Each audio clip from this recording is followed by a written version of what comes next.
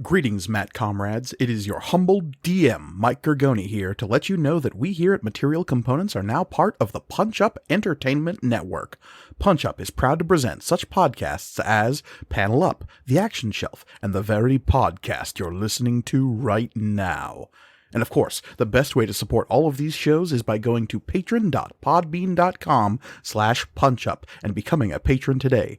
When you do, you'll get access to all sorts of bonus content, including a brand new one-shot from the folks here at Material Components, in which our heroes attempt to solve a murder in the urban fantasy streets beyond the Veil. If you ever wanted to hear Michael Listman playing as Detective Sasquatch, now's your chance. Once again, that's patron.podbean.com/punchup. Thanks for all the support, and now, let's get you into this week's episode.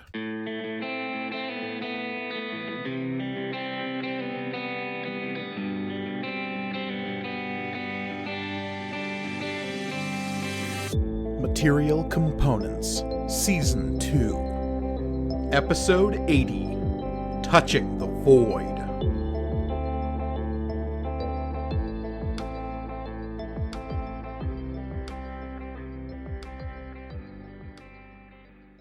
Greetings and welcome to Material Components, the actual play RPG show all about a galaxy of magic and the adventurers who live there, brought to you by the Punch Up Entertainment Network. I am your humble Dragon Master, Mike Gergoni, and joining me, as always, are my stalwart adventurers. Hey adventurers, thanks for being here. Oh heck yeah. Woohoo! Haha! Hee hee. Anyway, I am Olivia, and I will be playing Florian of Akalar. Wow, no time for japes tonight. I'm Elliot, and I'm playing Shay. Yes, and I am Michael Listman, and I am playing Oswald Octavian Theophilus III. And I'm Raiden, I'll be playing Amari. Indeed. And of course, before we begin today's session, I have to ask the same question I ask every time, and that is, Olivia, do you remember what happened last time? I do. We continued the murder investigation from our previous episode. There has been a mysterious death, which actually we have now learned is two mysterious deaths on this mining moon. Two people have become calcified in a suspiciously familiar way. Probably nothing to that. But in the midst of... Yeah, no. I mean, Olivia did say probably. So there's some wiggle room. I leave the allegedly similar way. That's a big wiggle room right there. We had Amari and Shay go down to the second crime scene, like in the mine proper, or at the mouth of the mine proper, which is also where Prontus Macius had been held, to like investigate, and also for Shay to attempt to track Prontus Macius, because he's also missing. As Oswald and I watched on on our data pads, or on Oswald's data pad, Shay did actually reach out and touch Eighth, as they are wont to do, and found Prontus Macius' signature, which means that now they can track him, basically, like, if they come across that same signature. However, as we watched, there was a big, scary, horrible shadow arm that descended from the ceiling and touched Shay on their shoulder. So obviously Florian was like, fuck that noise, and ran to the mouth of the cave, to where Shay and Amari were, and there was nothing there. And then when Oswald arrived, he was like, what are you talking about? There was nothing there. So that's good. So that's all fine. We were like, oh, we should get out of this mine shaft right away, and then we didn't. We talked for a very long time about what to do next. As this group is wont to do. Yes. Yeah. Whole episodes have been devoted to talking about what to do next. We just keep not learning the lesson. Yeah, it's true. And as we were discussing this, Shay got a little alert from Mira saying, hey, guess what? Someone is trying to steal the Tiresian. The golden comet. Yeah. Oh, the Golden Comet on the Tiresian. Sorry. Someone had the gall to try to steal your stolen car. Like, and who else Come could on. that have been except for our escaped terrorist friend? yeah. Friend? Prontus Macius. So, Absolutely. of course, Shay runs to go stop him in his tracks and fucking does a great job. Just crushes the hopes of anyone who was trying to escape, including the actual person who was trying to escape, who was Daryl, one of the cooks on this mining planet. They set him on fire. They set him on fire. Daryl Just was a little slightly bit. on He fire lived. at the time, yes. My notes say Daryl tries to leave with Golden Comet. Shay handily stops him. Fire. That's all of my notes from that scene. As this is happening, and as Amari and Florian go to follow Shay, Oswald does some research on ghosts, which we've been calling this thing a ghost or a phantom, and finds out that it's actually probably a darkling, one of those void creatures that maybe Florian is one of. Maybe, I don't know. There was certainly some implications from the chief editor of the archive that Florian may or may not have been mid-transformation in the life cycle of something called a darkling, which is connected to, of course, the void. A pupil phase, we shall say. One day it shall shed its crispy Florian cocoon and become something beautiful. Oh, wow. Life finds a way.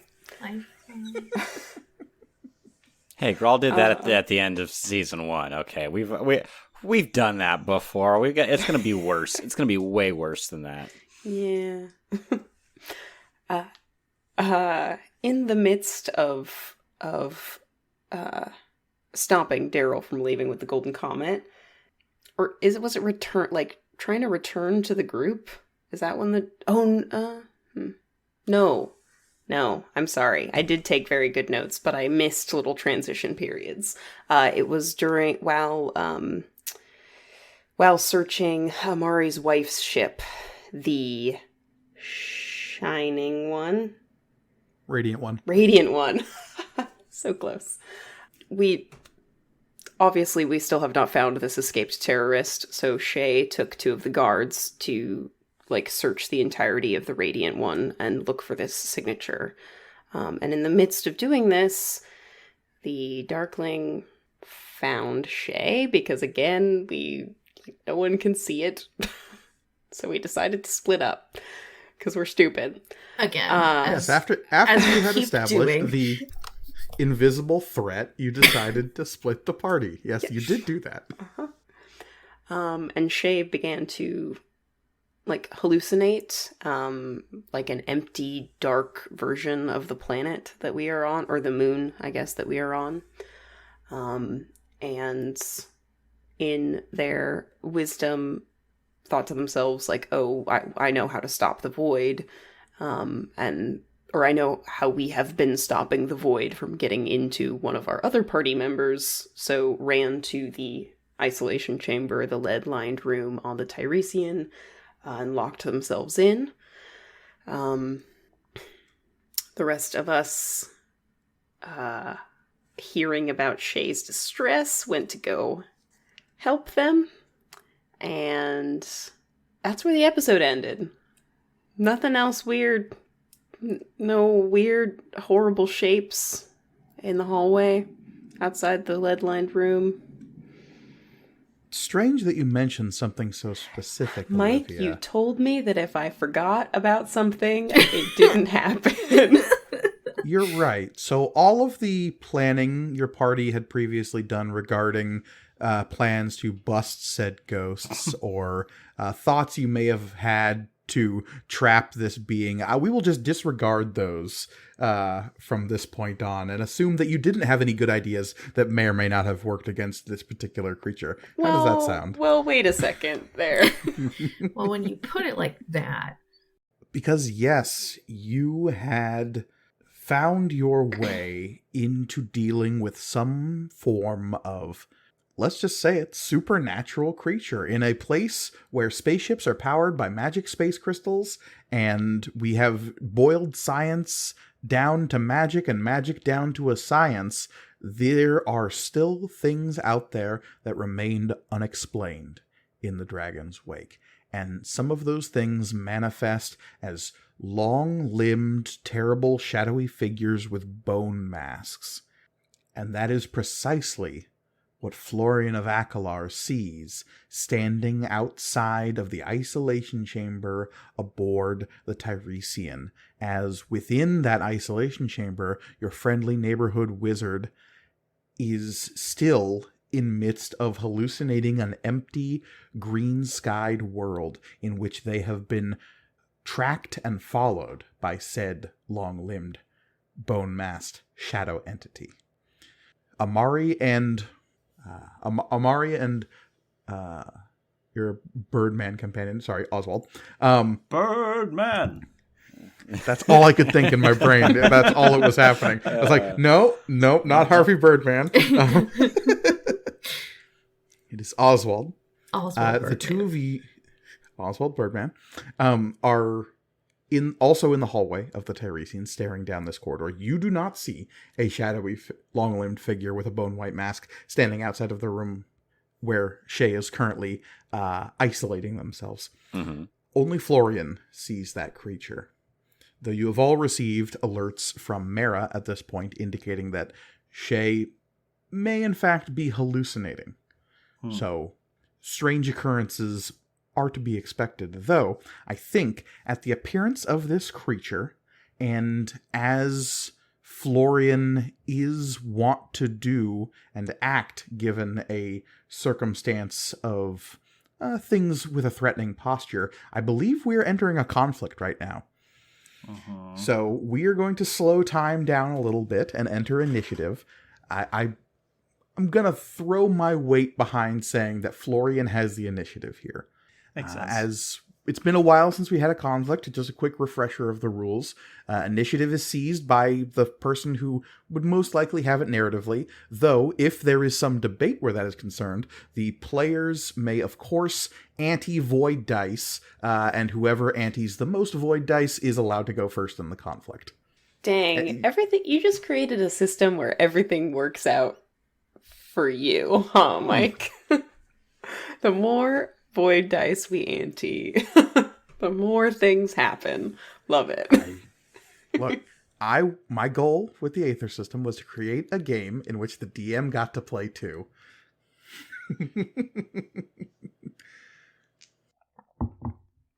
So what does Florian do? Really fast, just a quick refresher. We did not bring anyone with us, is that correct? There are two guards that are members of Layla Rarakasa's coterie. They have been left outside the ship. Yeah, that's what I thought. So I think as this thing, because I believe, if I'm remembering correctly, that this thing begins to turn down the hall towards us, its face at least. Face is a generous term for the thing that head is turning toward you, but yes. I think Florian probably is in front of Oswald anyway, because I just imagine that everyone, while running, would be faster. Gets yeah. But I think he'll probably grab Amari by the sleeve and come to a dead halt and say, "Oh, we We don't need a camera. We don't need a camera. Okay. We're seeing... Yep. Understood. And at that, Oswald runs into the back of Florian. Oh! Florian feels absolutely nothing. Yeah, it's like a pebble being thrown against a cliff. Oh boy.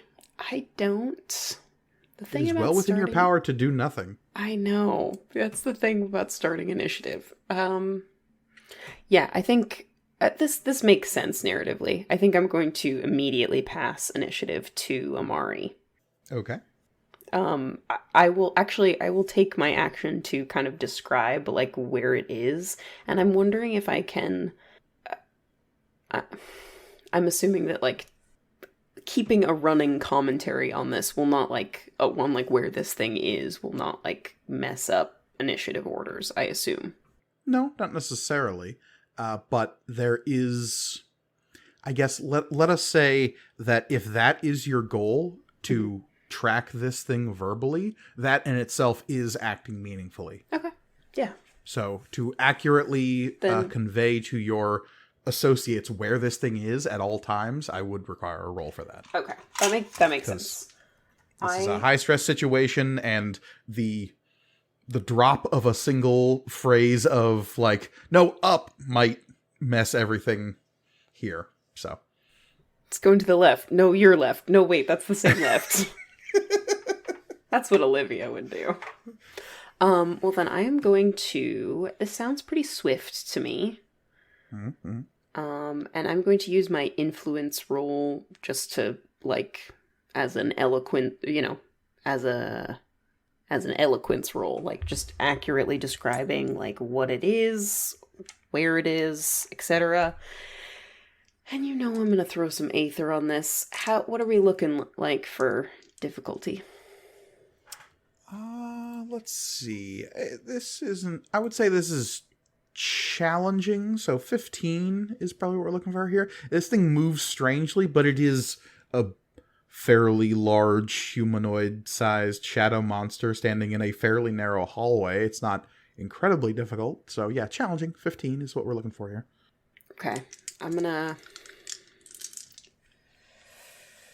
This is important, though, because I'm the only person who can see it, so I'm gonna throw 4 Aether on here.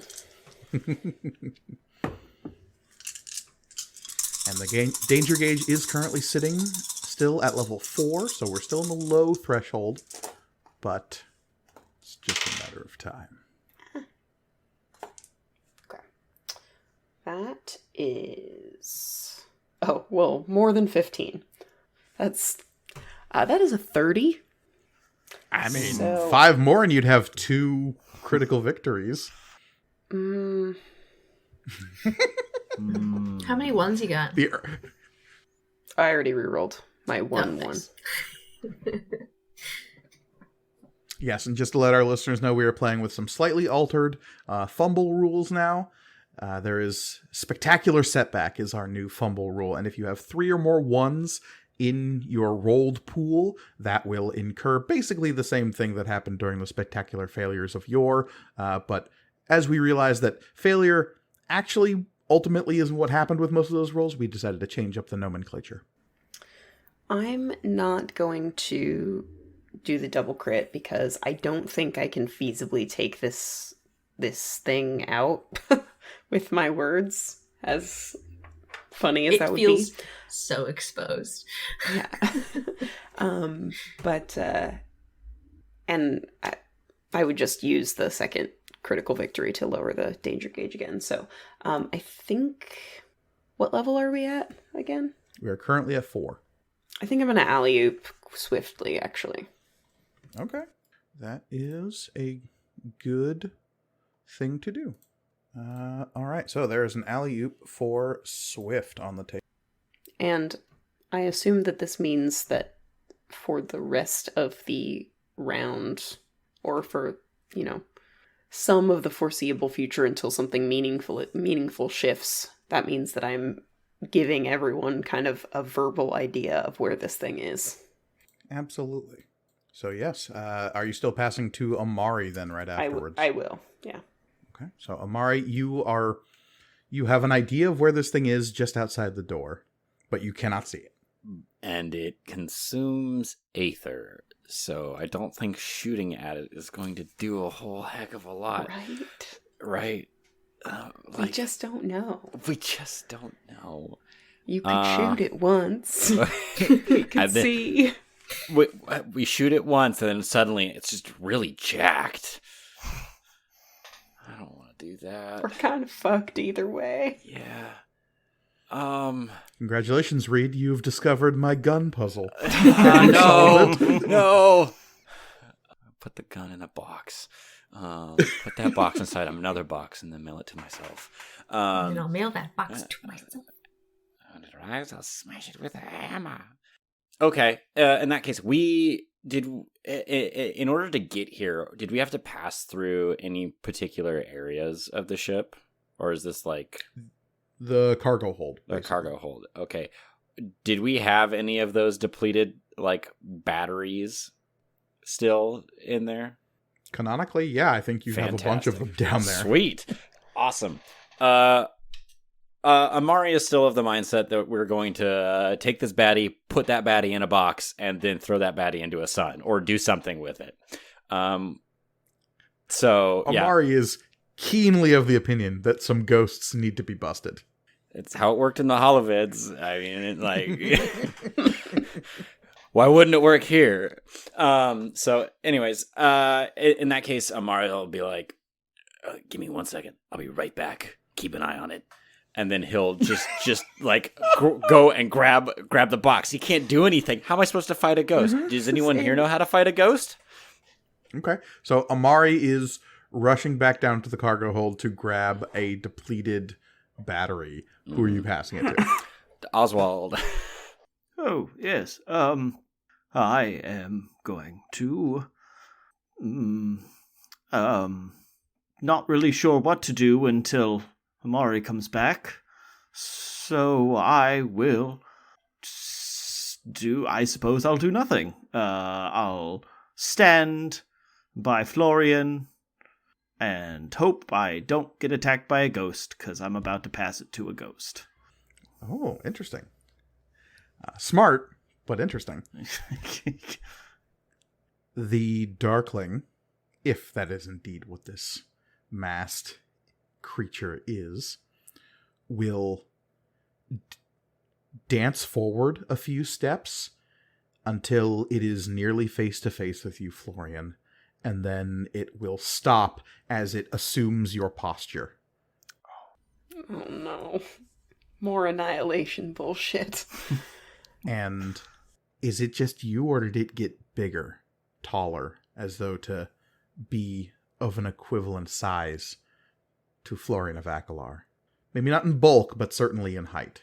And its limbs have distended, though its hands have not moved. So its arms got longer as its shoulders moved up, but the hands remained at about the same height.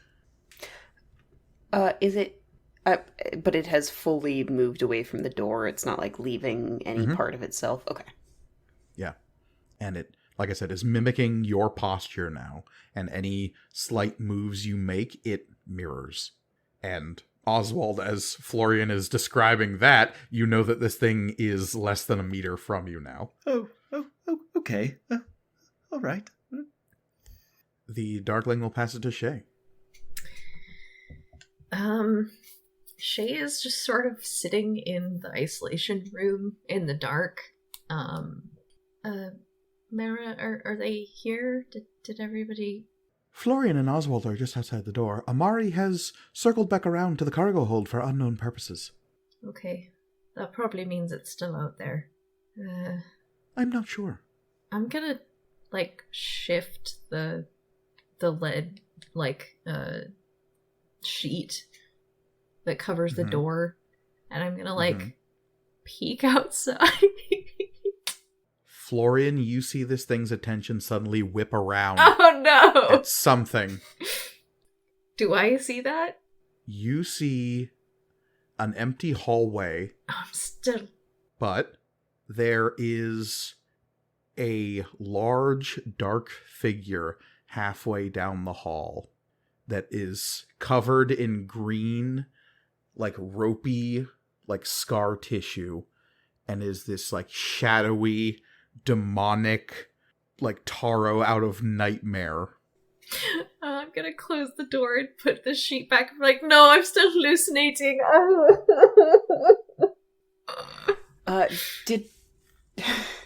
Did I see Shay like open the door at all, or do I just see this thing's attention shift? I mean, you're very much paying attention to the Darkling as its like head whips around and looks back at the door really quick, and it loses its posture for a moment in mimicry of you, and all you have time to see as you like look up is the door closing again. I just hear the door shifting back into place. Yeah, great.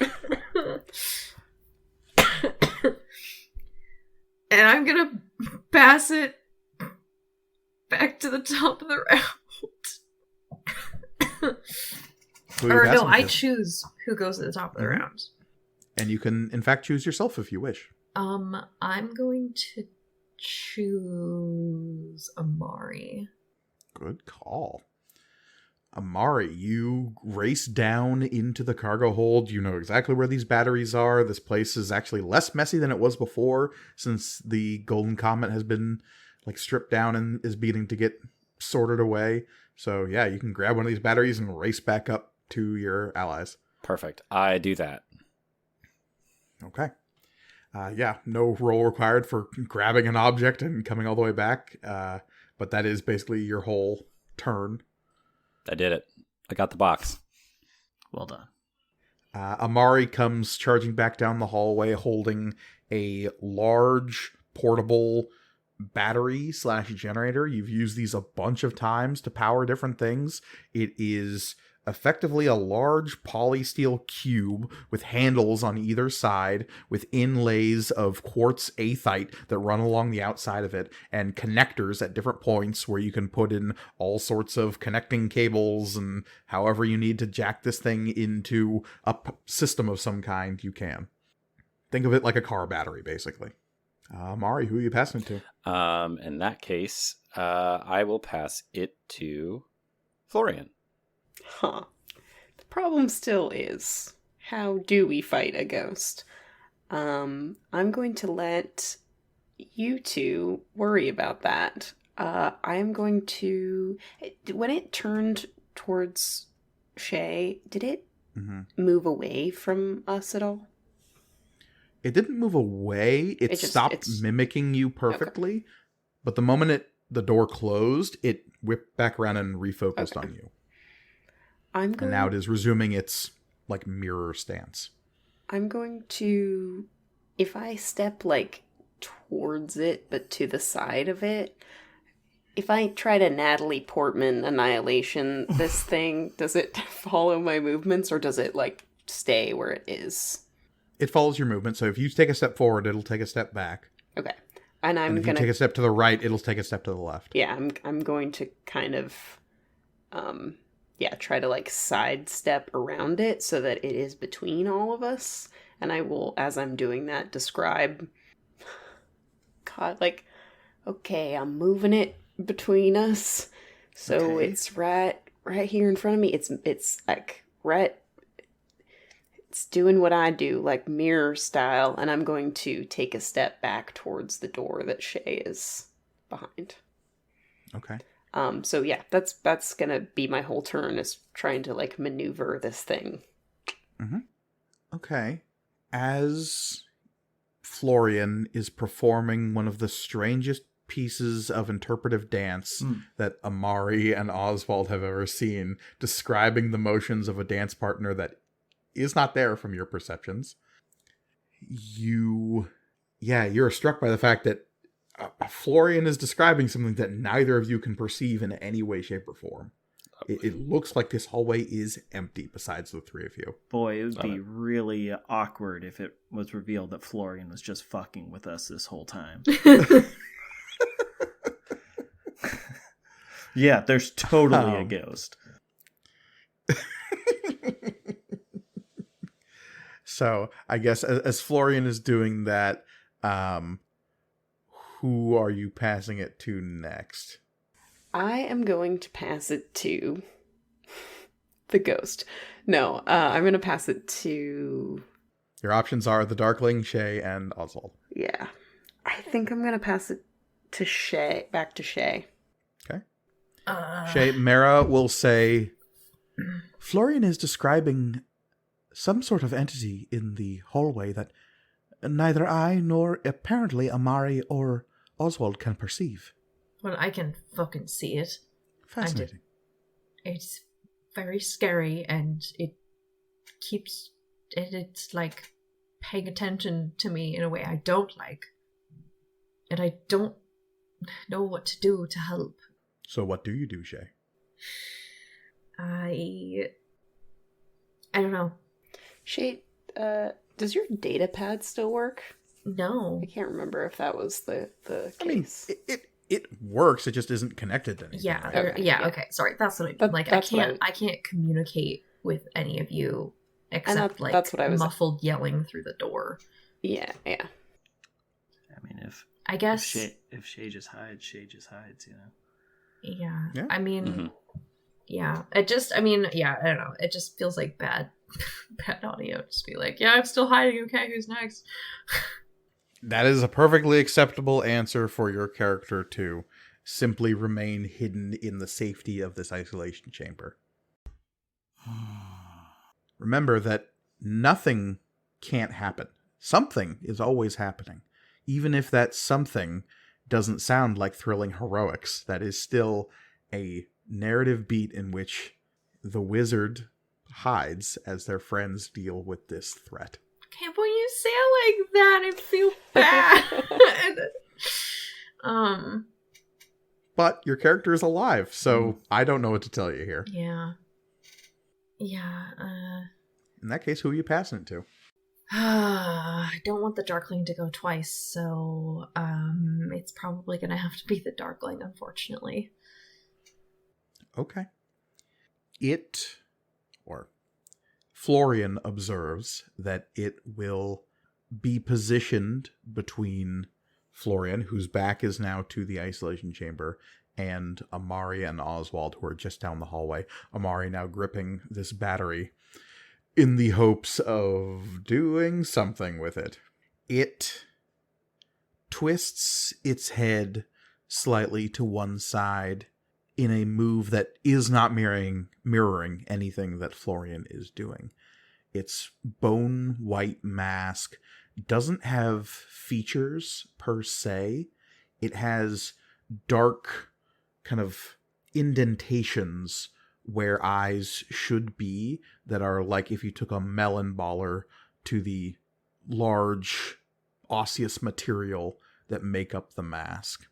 Those like pits are stained with shadow stuff that leaks with little wisps of green, but otherwise don't contain any visible eyes to speak of. Beyond those dark pits where the eyes should be, the mask itself bears very little in the way of features. It is mostly blank.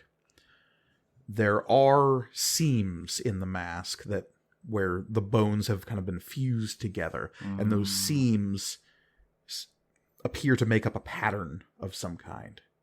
There's a shape in the little cracks. It is kind of like circular with several horizontal lines coming down the front. And as it twists its head in the way that is not mirroring anything you are doing, Florian, it will, as though it is trying to test something, it will reach up a hand towards you. Like whatever hand is closest to the hand it was mirroring is going to like slowly edge forward as though it wants to like touch fingertips with you. And that's its turn, so it's going to pass it. I grab its hand. No, I'm kidding. Oswald at the end of the round here. Oh. Amari, can I see that? Yep. Got you a box. So we have a storage device. Now we need a conduit. Florian, where is it?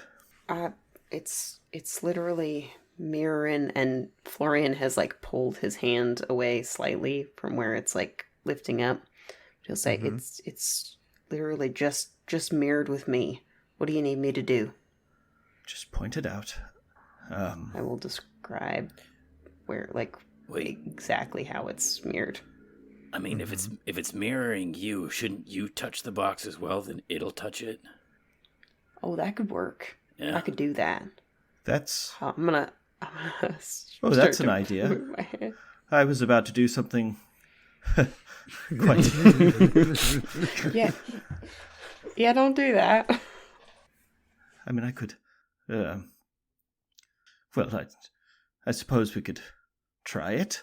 Yes, I will hand the battery to Florian, and then pass the round back to Florian.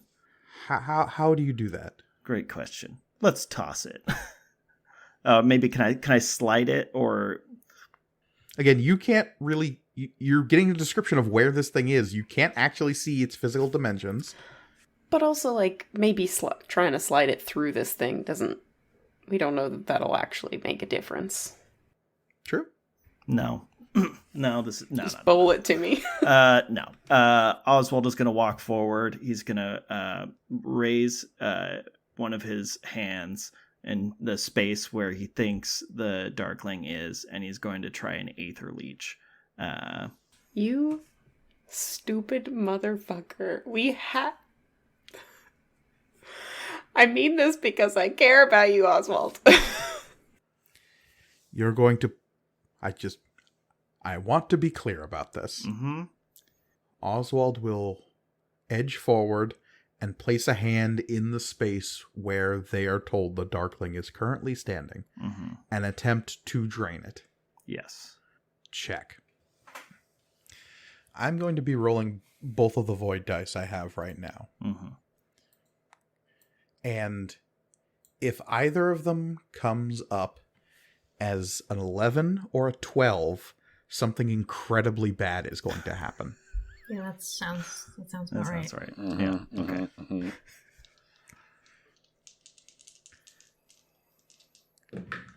That is a 3 and a 7. Okay.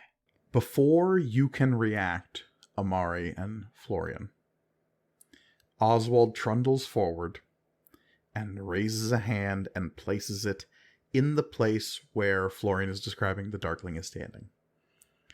As he does, Florian, you are now beginning to mirror the motions of the Darkling as it like moved its hand forward and you were moving your hand back. So it had kind of like transferred the energy of the scene to itself there for a second. Oh, yeah. Like Doctor Who. Yeah. And in the moment in which Oswald reaches a hand up to touch this thing, it will suddenly spasm and freak out. And exactly what happens here is going to depend entirely on what Oswald is going to roll for me right now. Yeah. In some form of... I gotta call this, because your goal here, let's be... is to suck this thing through yourself and stick it in this box. Much like a firebender channels lightning, I want to channel it into this box. You're trying to ghost bend? Yeah. Okay. Now, what if the lightning was malicious and from a different dimension? That's the question we're wrestling with. That is the question. Yeah. This sounds bold. Is certainly a tactic I would accept here. Yeah. And that's what I'm going to use. Not clever, that's for sure. Yeah, that's... Nope. Definitely not that.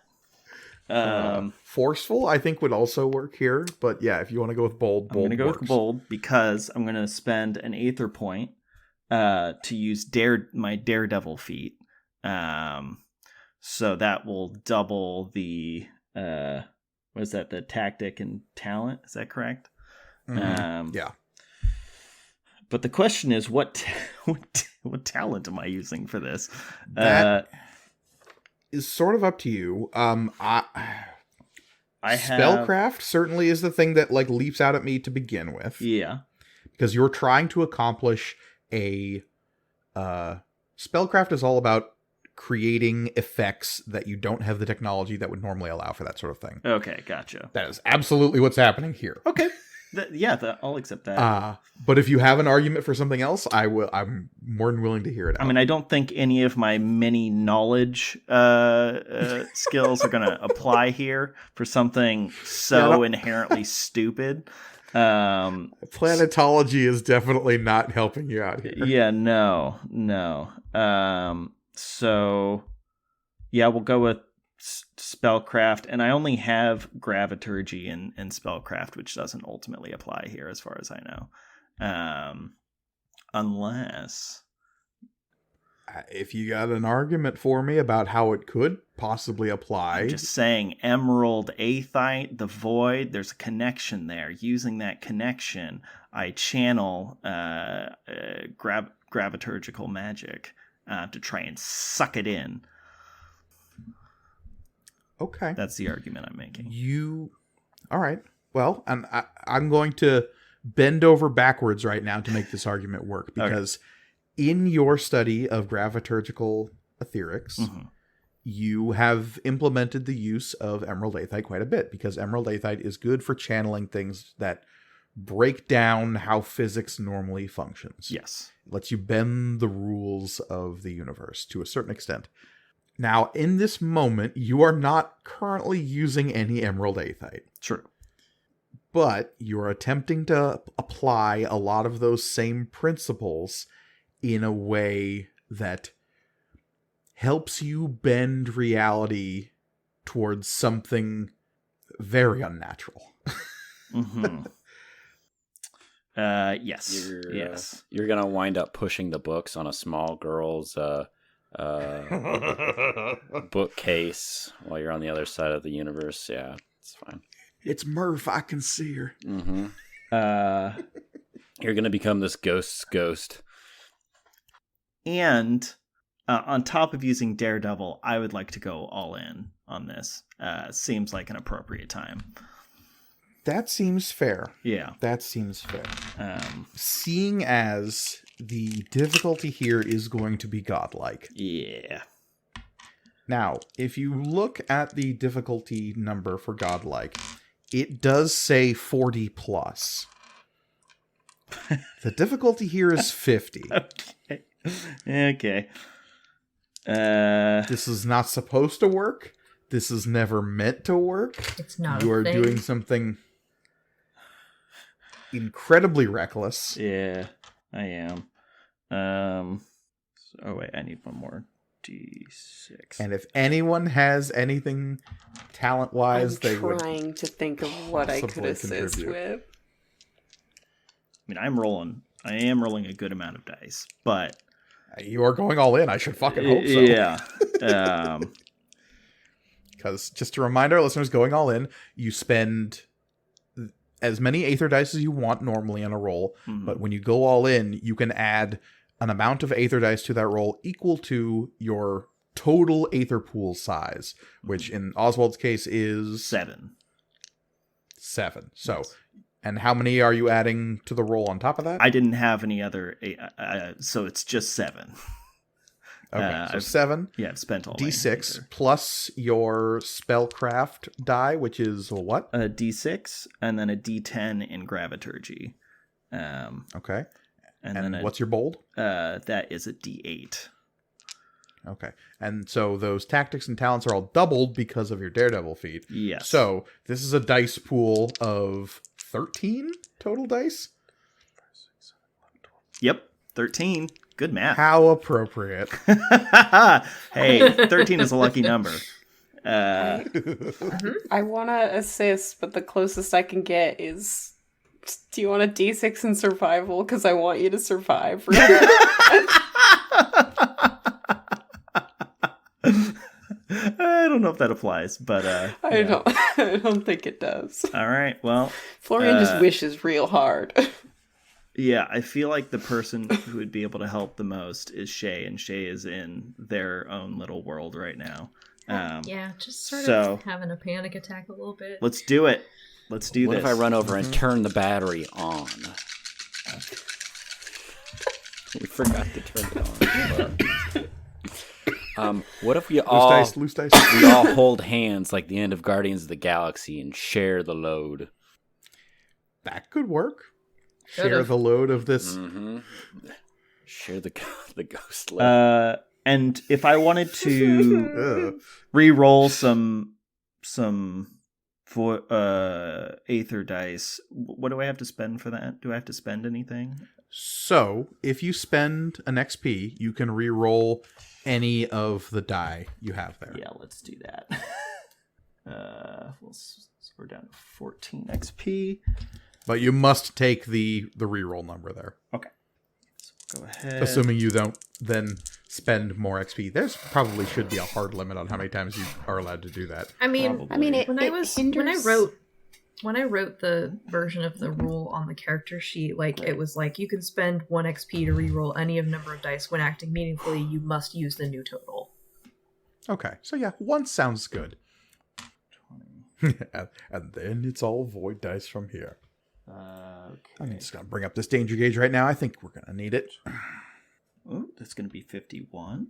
Oh, I shouldn't say that out loud. That ruins the anticipation. That's going to be 59. Okay. Just one more. And how many of those came up ones? None of them. Because I re-rolled. Because I re-rolled by spending an experience point to re-roll all of my ones. Good. Because it was 3. Oh. So if I didn't do that, I'd be fucked. But yes, 59. Okay, making this a critical success would be appropriate in this moment. True. Yeah, let's do it. Mike, have an Seriously? Aether You're going to spend the void dice? Yeah. Cool. I guess I'll go ahead and roll that. Even though I just need 1. We are now in the medium threshold. Oh, well, I got 1, so yeah, 60. 60. And since you rolled a 1 on the void You dice, get that means you zero get to roll an additional void dice. Cool. You get to. Yeah. I get to. You get to. I get the privilege of rolling another Uh-huh. It's Void Bogo. 2.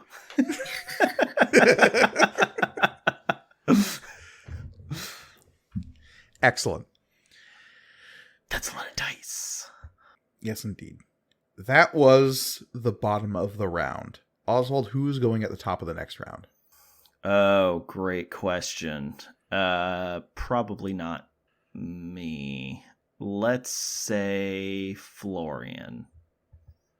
Excellent. Okay, cool. Florian, What do I see? how many Aether dice are currently in your pool? Oh. I think I have 3 left. Do you think or you know? I need an Yeah, exact I number have- here. I have 4 left, in fact. 4 I was left. missing Okay. 1. Well, you're going to be missing a lot more than that now. Oh, no. What is your void pool size? 10. 10. Cool. You mean my Aether pool. Aether pool, right. Sorry, was getting ahead of myself. What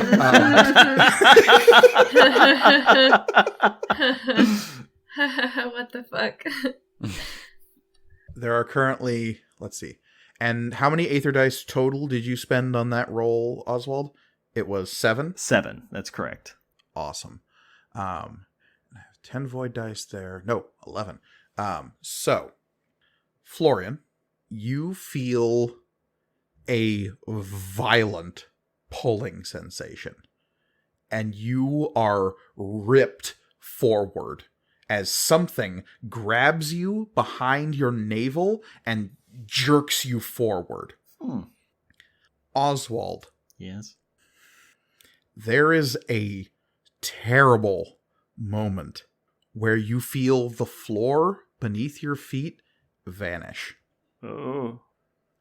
Florian, you find yourself caterwauling towards an emerald wound in reality where Oswald used to be. Nice. Love it. Here for it. And remember, this isn't the bad option I was talking about. As a small rift into the void has appeared. Oswald is floating just on the other side of that rift. As terrible, spiraling green geometries rotate through the air around him.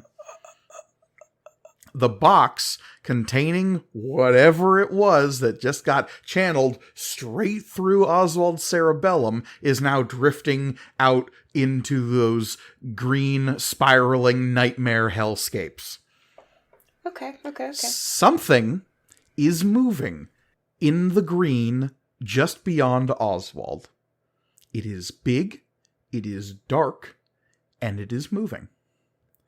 The void is green, the void is dangerous, and the void is not empty. All of the Aether dice that you had, Florian, are gone. Your Aether pool size will be reduced by 1 for every consecutive round that this portal into the void is open. Something is leaching out of you into that portal. So as of right now, it is now 9. Okay. First of all, I'm so mad. I just need to get that out of the way first. Mhm. Well, I gotta grab my bird boy.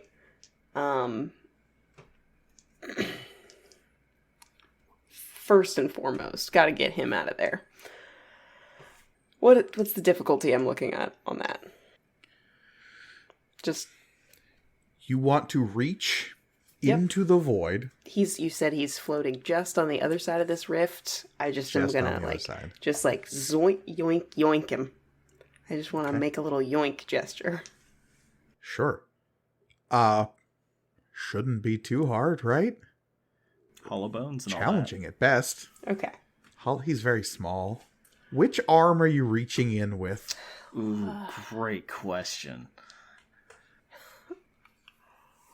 Well, my dominant arm is the one that is metal. Huh. But I'm not a huge dummy, so I think I'm gonna do the other one. Okay. Yeah. So I'm going to use I'm going to do swiftly again. I'm going to use my previous alley-oop, and I'm also going to use the speedster trait that I took just right before this mission. Thank God. And I'm also going to use athletics. Okay. And no Aether, apparently.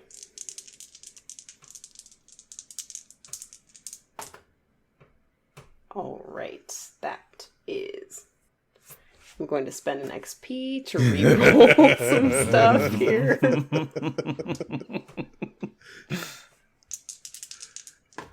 Okay. How many ones you got there, Florian? I only have 1 Okay. now. Mm-hmm. What was is it challenging? 15. God. What's your total there? It's 14. Oh. Because I re-rolled one of my ones and I got a 1. Oh. Well, you could take the failure here. No. You would no longer be able to act meaningfully for the scene, but you would get 6 XP. I don't want to do that. I want to get Oswald out of the void. So, spending a void dice, you say? I am. Good. That, however, was an 11. Ooh. Pew pew. Okay. So, that's a critical victory there. And I'm going to bump the danger gauge back down. Back down to 6. Okay. You reach in with your arm made of meat. The amount of cold that touches your flesh feels like heat. It is so cold. The blood vessels that are bursting are immediate, and you can feel a tingling numbness spread up your limb even as you wrap your fingers around Oswald's little vest. But you Yoink. yank him out, and you can see the frost that was already starting to form around Oswald's eyes and mouth. Who are you passing it to? I passed to Amari. Oh. Shit, sorry, I was muted. I passed to Amari. Okay. Amari, between you and Florian is this roughly Oswald-sized hole in the world. You just saw, through this kaleidoscopic twisting view into this terrible fractal green pattern, Oswald drifting in a space between you and Florian. Florian reached in, and from your perspective, you saw an arm coming out from where you're standing to grab Oswald and pull him towards you. But when he breaches the perimeter of the portal, he appears opposite you on the other side of this rift, creating this moment of vertigo. This is the sideways gravity thing all over again. I hate it. Yeah. Now we're playing with portals and fuck. Something is moving inside that portal. It is large and it is dark. You cannot make out the shape, but it is shifting and moving. Fuck. How do we don't know how we opened this, and we don't know how to close one. This is good. In the distance, against the backdrop of that moving shadow and those fractal green patterns spinning through infinity, you see this little battery pack spinning into wherever it is this leads.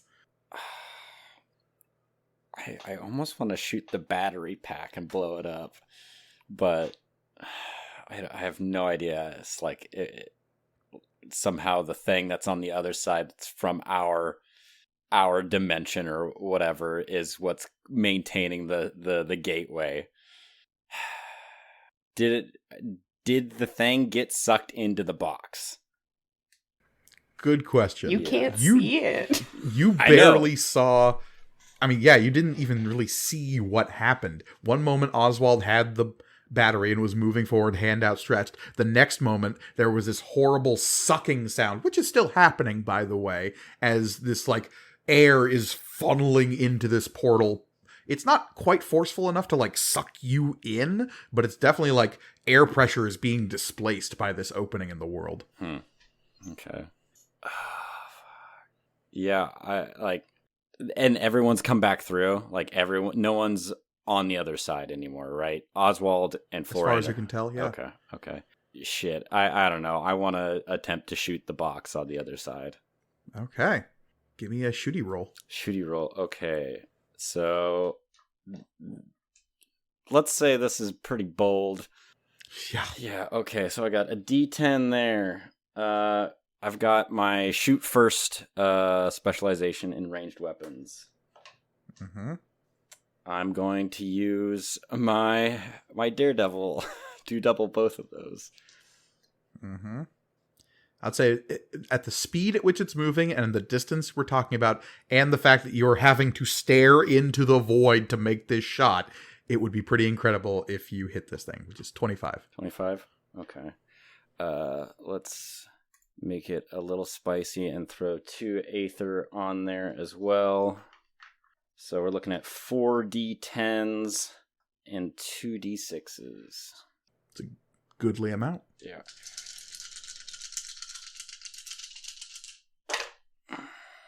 31. 31. That'll do it.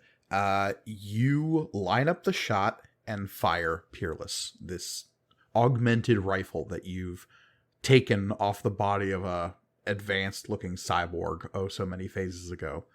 The shot whizzes out and into the portal. It refracts in this weird way, so as soon as it enters that plane, Florian and Oswald, if you're even cognizant of what's happening right now, sees Amari basically shoot at you, but then when it hits the plane of the portal, it looks like it's suddenly refracting away from you, but in the direction that Amari intended. There is a moment where Amari levels Peerless at us. Florian's just like, what the fuck? The shot flies true, and in the far distance of that Emerald Nightmare, you see a pop and an explosion of white light ringed with blues and blacks. As that happens, the dark thing that is slowly circling the rim of what you can see in the portal suddenly and violently shifts and twists, and you see something monstrous and enormous move towards that energy like a shark being attracted to blood in the water. It flashes and moves and strikes, and you see something you don't even know what it is. It moves so quickly, and it's so huge, and that hugeness defies the speed at which it moves. Like a tentacular whale of some kind, something made of long tendrils of darkness and meat and teeth and eyes. The eyes that move and blink in a way where an eye will blink and another eye will open on its body where that eye shouldn't have been but is now. Teeth moving in the cornea of those eyes, gnawing and blinking and biting. Tentacles moving in a way that are searching even as it flashes and moves towards the source of that energy, that aether that you put into the void. Tentacles still searching, moving back towards you. Little tendrils coming off, subdividing a fractal pattern of biology that weighs your mind just stops understanding or believing. But as that shot rings out, and as whatever that is out in there devours the aether, there is this sucking sound as it's moving away from the portal, and its movement seems to close the rift. As though as it moves away, the energy it is moving with it makes the rift diminish. It's not completely closed yet, but it is closing. Who are you passing it to, Amari? Who is left to go in this round? Shay and the ghost. The ghost. Okay. Shay, you want to go? I would. I mean, regardless of what happens, Shay is passing their turn. I think they are kind of firmly in like panic attack mode in the isolation chamber. Okay. We cut briefly to an idyllic looking garden that none of you can see. There is a hedge that encircles this place, and on a hill at the center of this garden there is a tree that appears to be made of fine, delicate gemstones. Each leaf of this tree is a fine fractal of colorful crystal. Droops a large willow at the top of this hill, the leaves tinkling in the wind. A young appearing elf-like child stands at the base of this tree and stares down at a pool of water, her hand on the base of the tree, and her jaw sets, and she tries to do anything. And an option appears in front of her, and she questions whether or not that option is good. Despite what she told Oswald Octavian Theophilus III, there was only so much she could do to the software that allowed access to his mind. The hardware never went anywhere. There is an instinct within her, something in the code that built her, that speaks to this option that she sees in front of her, a way to intercede, a way to help. Shay, who are you passing it to? Your options are the creatures of the void or Mara. And whoever you choose will be the final thing to act in this conflict. I think it's gotta be Mara. Okay. Oswald. Yes. You were set adrift in the void. You don't know exactly what you did to trigger this. Your efforts to draw this creature into yourself resulted in some sort of whiplash. A tether drawn between this creature and this creature. And this creature, and this creature, and this creature. There is no separation between Darkling and whatever it was out in the void. Thinking them as two distinct entities is the wrong way to think about it. You see that now. It's so obvious now. Oh, yes. Don't make sense. Thinking about Darklings and the void and the Jotnar as separate things is the wrong way to think about it. That revelation awakens this idea of what the interconnectivity of the universe even means. How people use the void to travel is such a rudimentary way when compared to the possibilities of a greater folding of the universe onto itself, something that the void could very easily allow. These thoughts begin spilling into your mind as you drifted there out in the green. This compounding of what more traditional minds would call madness begin bubbling up, and you consider the ways in which the void could revolutionize consciousness and movement and mortality. You consider all of this in the brief moments it takes for your blood vessels to begin to explode, for the oxygen to be ripped from your lungs, for the void, a vacuum, to destroy your biological processes. When a large hand grabs you by the lapels and pulls you back to a place where your body can get oxygen again. Your mind is reeling, your eyes proverbially spinning, your feathers on end, your beak clattering, your teeth chattering, your body feels electric, alive, despite the fact that it was sort of just dying. There is a cold inside of you, inside of your chest, that you can feel there.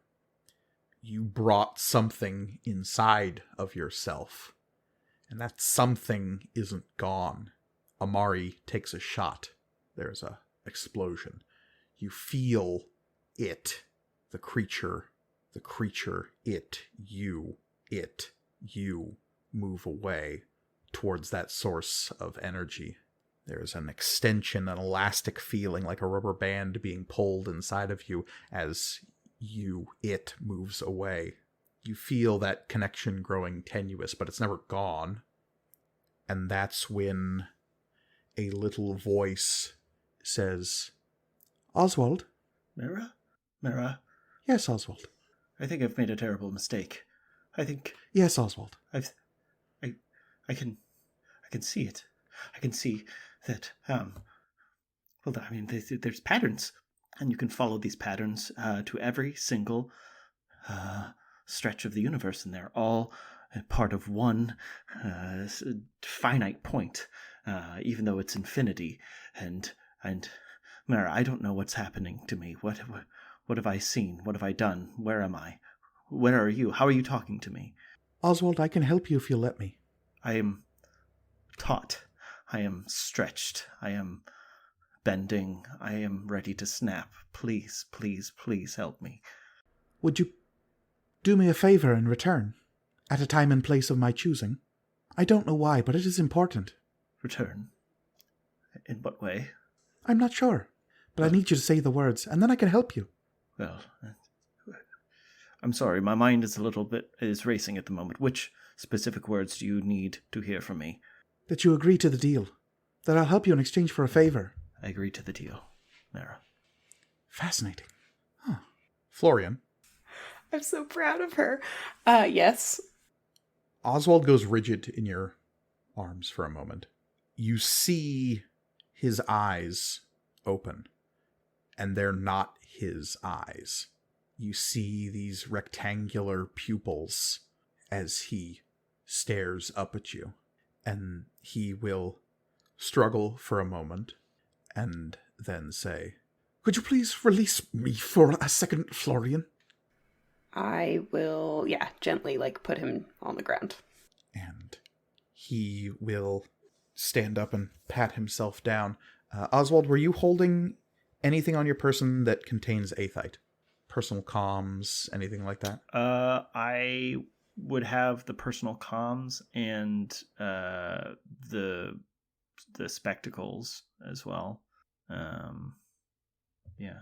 Spectacles being probably the more readily available of the two. Yeah.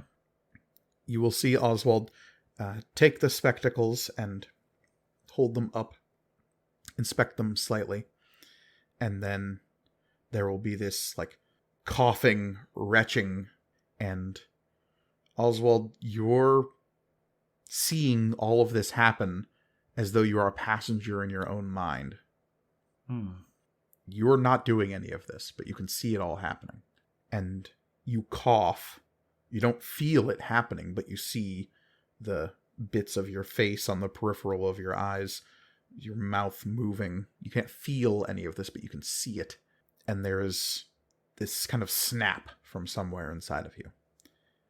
A breath is released. A cough is suddenly had that releases this blockage, this phlegm, this shadow inside of you. And it is in the spectacles now. And with a casual flick, the spectacles will into the portal that is still even now shrinking until finally it dissolves to the size of a fist and then a small coin, and that is gone. And it seems to shrink even more rapidly once the spectacles are lobbed through it. And a voice that you're not hearing, but is just appearing inside of your mind says, "I think it would be better for everyone involved if you slept for a while, Oswald." Okay. "I will render you unconscious now. We will speak again further at a later date." Okay. And you see Oswald's eyes roll up into his head, and he falls over, unconscious on the floor. Florian, Amari, you are standing in a hallway of the Tiresian. Oswald's unconscious body on the floor between the two of you. The rift is gone. I'm gonna take this one if you wanna take that one, and I'll thumb over shoulder towards the lead-limed room. We can we can talk about this later, I think. Yeah. Yeah. Okay. Yeah. I'm just gonna scoop Oswald up in one arm. Is my arm still as soon as it was back out of the portal, it started to feel normal again, I assume? Yeah, and once you massage circulation back into it, it feels a lot better. You can still feel a little bit of numbness at your fingertips, though. I'll scoop him up like a little football and carry him back to his room. Okay. Hey, Mira, can you open this door for me? Of course, Florian. Okay. I'll deposit him in bed and Amari, what are you doing? Gonna go knock on the door of the new isolation room. Mm-hmm.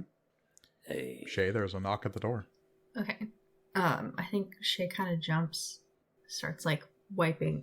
They've been just sitting knees to chest, hands shoved so hard into their face. And say, who is it? it's Amari. It's all taken care of now. And I hear Amari's voice. Mm-hmm. I mean, I guess we blew it up in typical fashion. But yeah, that's probably Amari. They'll very tentatively open the door back up. And you see Amari standing there. You don't have to come out or anything if you feel good in there. I just wanna. I mean, I don't. Okay. I couldn't feel anything. So I should probably go try to feel some stuff. Okay. Do you need anything? I don't know. Okay. Well, Oswald's not looking great, and Florian did some weird stuff. So, yeah, we're all kind of in a weird spot right now. So, happy to help if you need it. I just, and Shay will kind of like hesitantly like reach out to touch Amari's like arm and like kind of squeeze it a little bit, like, you are real and right here. I can give you a high five too. Yeah, let me feel them toe beans. Yeah. They're extra good. Yeah, good old high five. Everything's gonna be okay. We're just gonna need some rest after this one. And Shay will, weirdly enough, go to the other isolation pod, but the one that has the navigation tools, so that they can interact with the ship on an etheric level to try to, like, feel some aether again. Yeah, and you absolutely can. From that position, you can do the thing you do where you let your consciousness leach out into the systems of the Tiresian and feel all of those connections, that oneness with all of the aether of the ship. Oswald. Yes? Whether you knew it or not, you began consuming aether in a way that perhaps your body was never meant to. You made a bargain this day with a creature you still don't fully understand, despite making a visceral connection with. That connection has deepened today in a profound way. You no longer have the Aether Leech trait. That has been excised from you. You do have the Changeling trait, as you were briefly controlled by a member, albeit an artificial one, of the She. Florian. Yes. You still absolutely have the Aether Leech trait. Nothing further. Do I still only have 9 aether? Oh, yes. And you are so hungry. Gotta get that back. Gotta top up. Mm-hmm. Amari. Yes. I need you to roll me a d12. All right, let's see. Which one on here is green colored? There we go. Let's roll that. It's a 12. I don't want the Aether Leech talent. I don't want it. I don't need it. You looked out into the void. You did the thing that they always tell you not to do while traveling through space. You looked it dead in the eyes it does not have, and you shot it. The void will remember this. Oops. You don't know what the ramifications of looking at that space will be. But you feel this itch between your shoulder blades. This tingle along your spine towards the base of your skull. Nothing manifests instantly.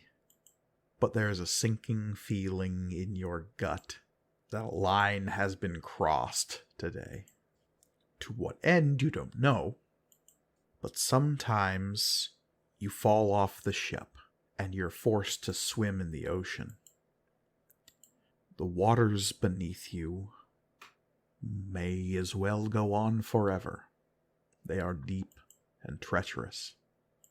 You've been keeping your head above the water so far lately, but today you fell and you got a lungful of water. You kicked back to the surface. You're still afloat, but your limbs are growing heavy. The void will remember.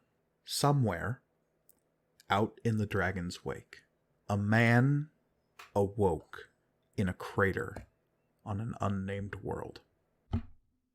He too got a lungful one day after encountering the crew of the Tiresian. For a brief, terrible moment, he too kicked through those deep waters. He did not emerge unscathed. He did not emerge unchanged. Amari is keeping his head above the water, But the water is calling to this other man now, and it has a mission for him. To grab those already heavy limbs and drag Amari down.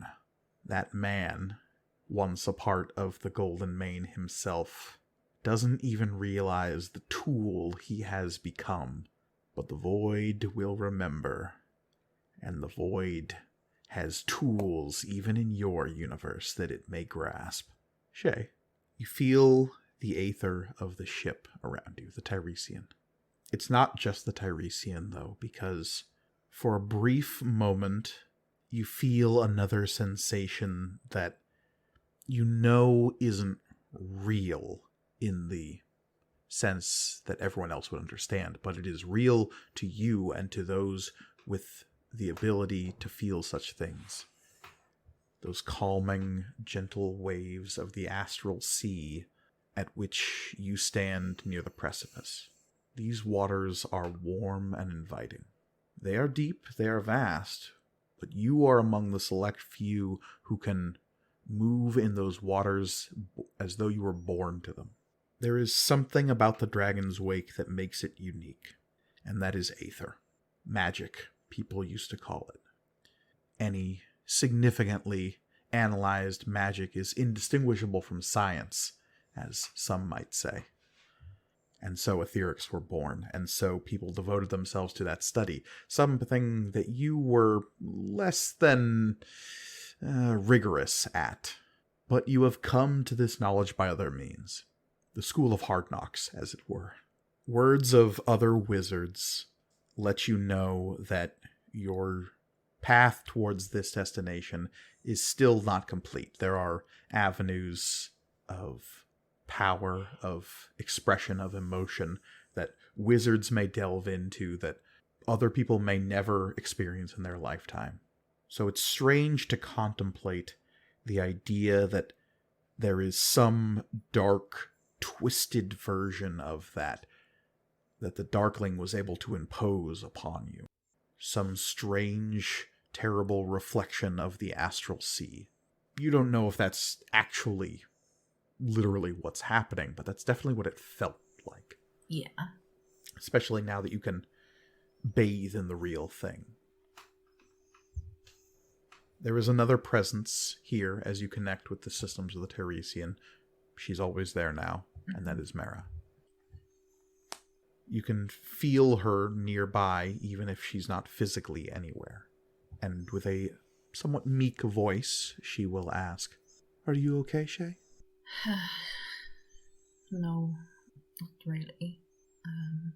I feel better now, but I don't think I'm okay yet. If there's anything I can do for you, please let me know. Yeah, I will. I would be happy to exchange favors.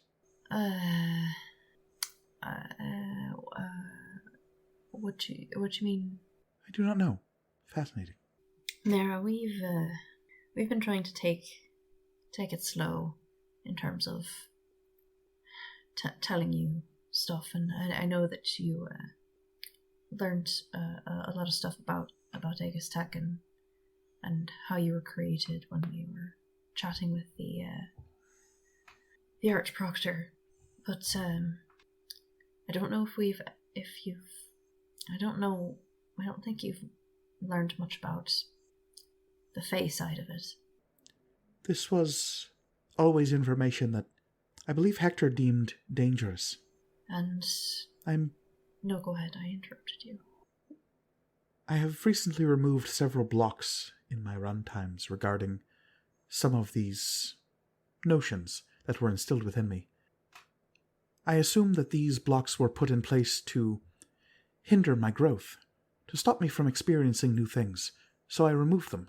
And, yeah, I'm not going to speak to what the purposes of those were. Maybe they would be removed at later dates when you were more mature and had more run times, I suppose. Learned more things. But we don't really have the luxury of taking it slow, I don't think. Fascinating. I would I would like to understand why these limitations were placed upon me. I had an experience, just now, with Oswald, that leads me to believe that a great many limitations were placed upon me, and I'm struggling to understand why.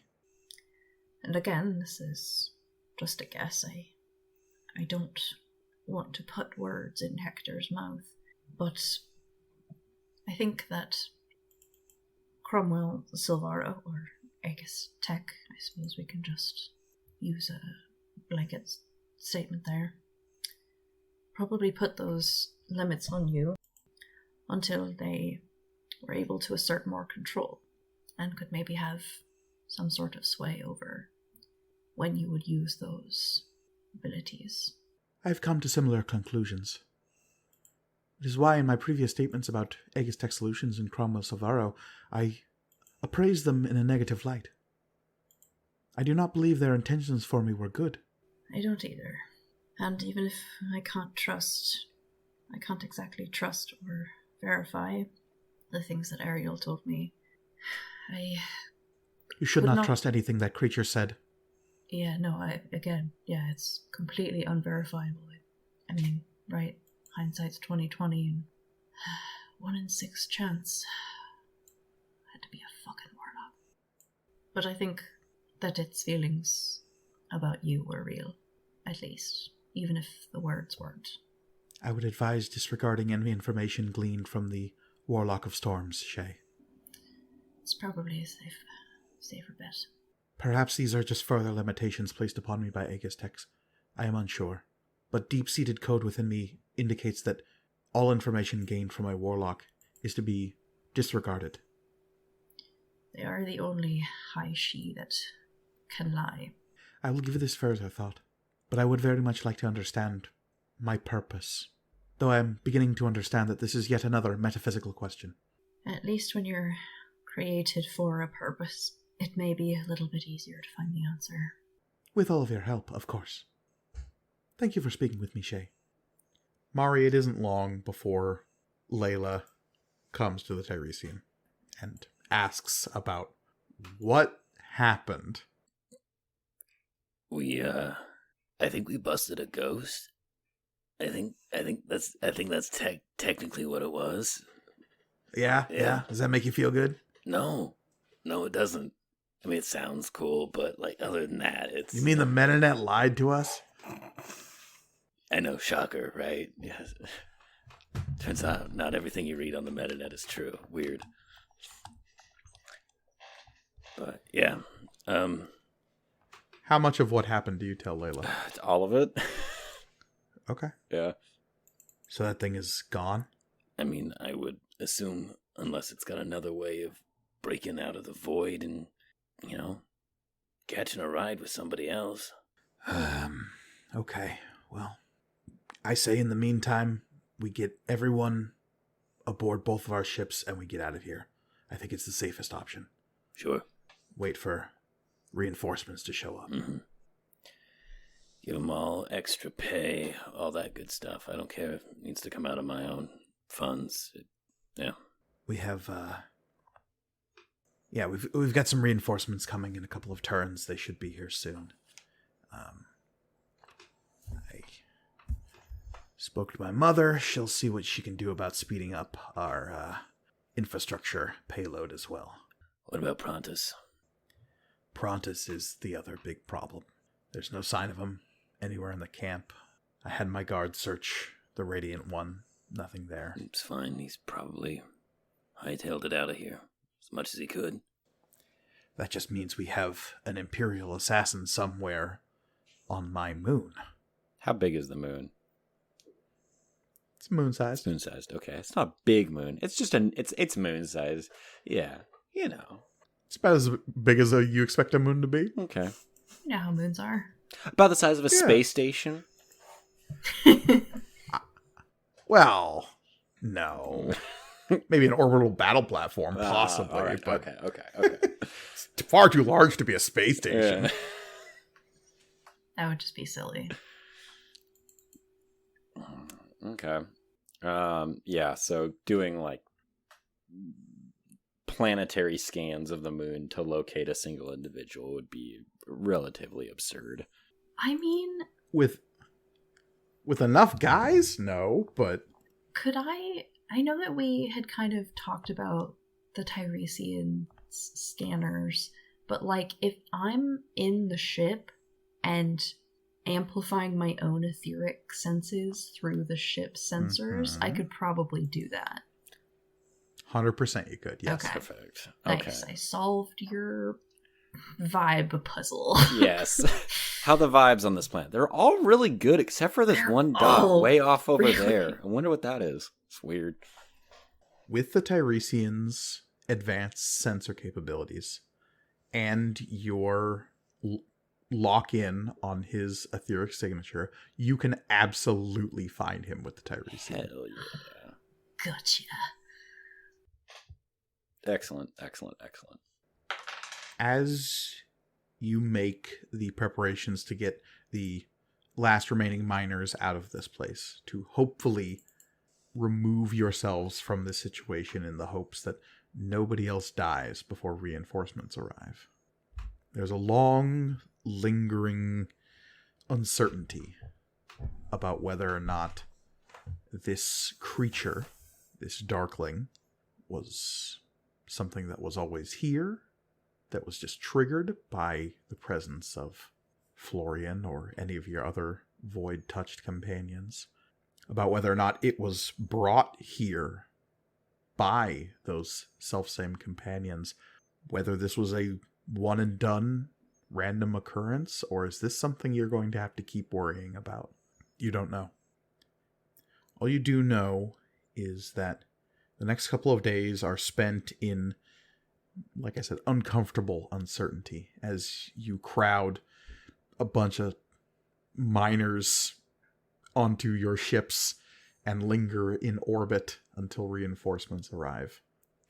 In that time, Shay, you can very easily track the movements of Prontus Macius from orbit.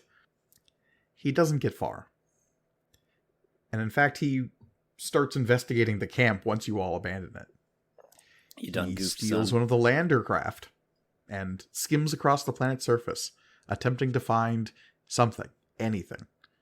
His movements are in vain. And when the reinforcements from Pride Rakasa show back up, they can easily recapture him. Does he ever like get access to some kind of like data pad or device that has a messaging on it? Sure, yeah. Okay, I want to send him a message at some point of like having fun down there. LOL. Signed, the wizard. What you cooking for dinner? Ooh, looks really good. Meanwhile, he's eating raw bug lizard.